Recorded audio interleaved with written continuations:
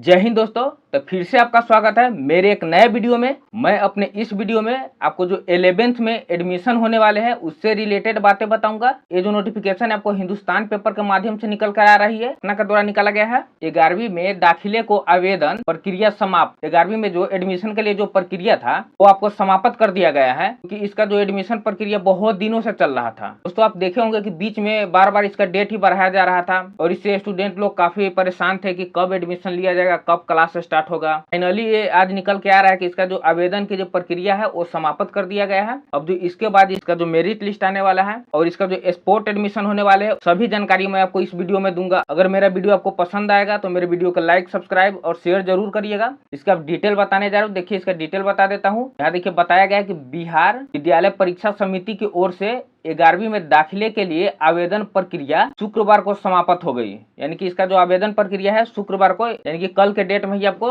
इसका आवेदन प्रक्रिया है जो समाप्त कर दिया गया है। करीब 14 लाख से अधिक आवेदन प्राप्त हुए हैं। यानी कि इस वर्ष 11वीं में जो एडमिशन लेना चाहते हैं उस स्टूडेंट का संख्या 14 लाख से अधिक है। 10वीं कक्षा में उत्तीर्ण विद्यार्थियों की 11वीं में नामांकन के लिए आवेदन की तिथि 31 मई तक थी। यानी कि जो 11वीं में नामांकन के लिए है ना, इसका जो लास्ट डेट जो बढ़ाया जाता था बार बार, इसके बाद जो लास्ट डेट बढ़ाया गया था वो आपको 31 मई तक थी, जो अब समाप्त हो चुका है। आवेदन करने वाले छात्र का विद्यालय आवंटन 7 जून को किया जाएगा। यानी कि जो स्टूडेंट आवेदन कर चुके हैं उनका जो कॉलेज का जो आवंटन है, कॉलेज का जो मेरिट लिस्ट निकलेगा आपको 7 जून को निकलेगा और आपको 7 जून को पता चल जाएगा कौन सा कॉलेज में आपका नामांकन होगा। यानी कि किस कॉलेज में आपका नामांकन किया जाएगा वो मेरिट लिस्ट के हिसाब से आपको पता चलेगा। सत्र 2024 से 26 के लिए आवंटन सूची OFSS के वेबसाइट, देखिए यहाँ पे OFSS के जो वेबसाइट दिया गया है इसी पे आपको जारी किया जाएगा। इसका जो मेरिट लिस्ट आएगा वो आपको OFSS के वेबसाइट पे ही इसका मेरिट लिस्ट जारी कर दिया जाएगा।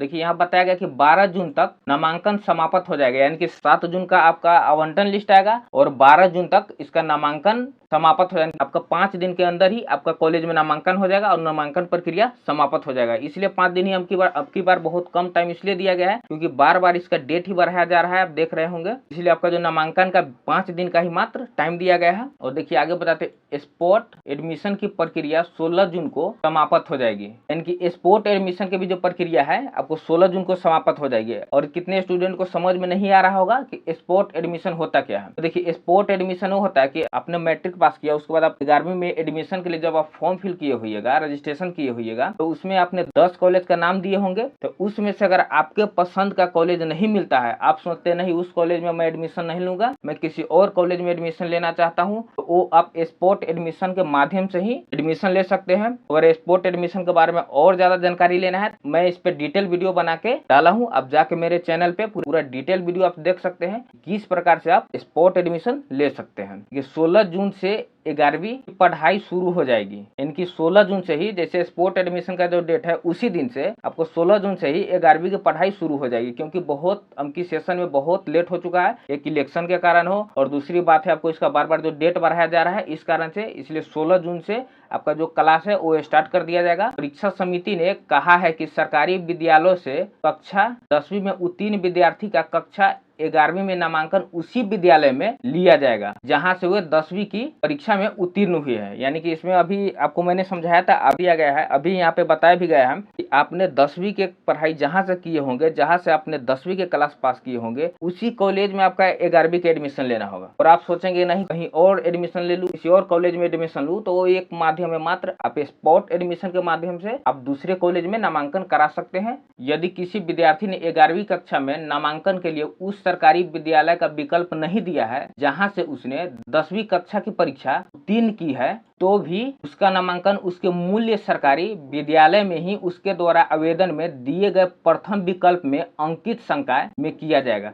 यानी कि कितना स्टूडेंट ए है जब रजिस्ट्रेशन किए है उस समय जब कॉलेज को चूज करना होता है उस समय क्या किए कि जहां से उन्होंने 10वीं का परीक्षा उत्तीर्ण किए है उस कॉलेज का नाम नहीं देके किसी अदर कॉलेज का नाम दिए हैं। और वो सोच रहे होंगे कि मैं यहाँ से पढ़ाई नहीं करूँ 11वीं के, किसी और कॉलेज से करूँ, तो उनके लिए यहाँ पे बता दिया गया है और आपने जहाँ से 10वीं की परीक्षा उत्तीर्ण किया है उस स्कूल का अगर आप नाम नहीं भी देते हैं तभी आपका एडमिशन उसी स्कूल में कराया जाएगा जहाँ से आपने 10वीं की परीक्षा उत्तीर्ण किए हुए हैं। अब जो फर्स्ट कॉलेज चूज किए होंगे और जो भी संकाय का मतलब होता है आप आर्ट्स, कॉमर्स या साइंस जिस भी सब्जेक्ट से आपने फर्स्ट चॉइस में दिए होंगे कि हम इस सब्जेक्ट से, जो जिस भी कॉलेज में आप दिए होंगे कि हम इस सब्जेक्ट से पढ़ाई करेंगे, तो उसी सब्जेक्ट से आपके जहां से 10th क्लास पास की है उसी स्कूल में आपका नाम एडमिशन कराया जाएगा। अगर आप नहीं कराना चाहते तो मात्र एक विकल्प है, आप स्पॉट एडमिशन के माध्यम से आप किसी दूसरे कॉलेज में नामांकन करा सकते हैं। अगर किसी संकाय की उपलब्धता नहीं है, जो सब्जेक्ट आप सेलेक्ट किए हुए, तो शिक्षा विभाग द्वारा उपलब्धता सुनिश्चित की जाएगी। यानी कि शिक्षा विभाग के द्वारा जो भी अगर संकाय की व्यवस्था नहीं है तो शिक्षा विभाग के द्वारा उसको सुनिश्चित किया जाएगा और आपका पढ़ाई उस सब्जेक्ट का होगा वहाँ पे। देखिए यहाँ पे बताया गया है कि इस बार 13,79,842 छात्र मैट्रिक परीक्षा में उत्तीर्ण हुए थे। इस बार जो है आपको 13,79,442 छात्र मैट्रिक की परीक्षा में उत्तीर्ण हुए थे। एग्जाम तो ज्यादा ही दिए थे, कितना फेल कर गए हों उनको छोड़कर जो सिर्फ पास हुए हैं मैट्रिक में उनका जो संख्या 13,79,842 है। इस बार जो फॉर्म आपको गिरा है 11th में, वो आपको देखिए यहाँ पे बताएगा 14 लाख से अधिक फॉर्म गिरा है 11th में एडमिशन के लिए। तो दोस्तों अब परेशान होने की जरूरत नहीं है। जो 11वीं में एडमिशन के लिए परेशान थे कि कब एडमिशन होगा, हर बार डेट ही बढ़ाया जा रहा है, तो फाइनली यहाँ पे आपको नोटिफिकेशन जारी कर दिया गया है। ये आपको हिंदुस्तान पेपर के कटिंग में मैंने दिखाया किस प्रकार से आपका मेरिट लिस्ट निकाला जाएगा, कब आपका एडमिशन प्रक्रिया होगा, स्पॉट एडमिशन का डेट क्या रखा गया है, टोटल जानकारी मैंने आपको दे दिया हूँ। अगर मेरा वीडियो पसंद आया होगा तो मेरे वीडियो को लाइक, सब्सक्राइब और शेयर जरूर करिएगा। चलिए मिलते हैं अब नेक्स्ट वीडियो में। बस आज के लिए इतना ही। जय हिंद दोस्तों।